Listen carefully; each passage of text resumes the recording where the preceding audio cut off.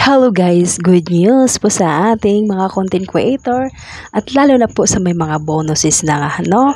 Ayan, nakikita niyo po ba yan? Earn money from your stories for a limited time.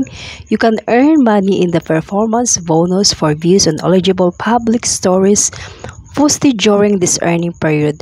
To qualify, you must follow the Facebook Creator Content Bonus Program terms. Ayun, meron na pong bayad pag naglalagay po tayo ng ating mga stories. Guys, noon wala, di ba? Ngayon meron na po. Ayan, nakikita nyo naman po. At yan ay salamat naman po kay Meta at nadadagdagan na naman ang ating earnings. Pero kapag naglagay po kayo ng stories po guys, wag na pong lagyan ng music. Alam na po natin, di ba? Ang music talaga hindi siya pwede kasi may third party. Magawa rin po kayo ng maikling videos lang tapos i-upload niyo po sa story. Yun lamang po. Sana po dyan. Good luck po sa atin.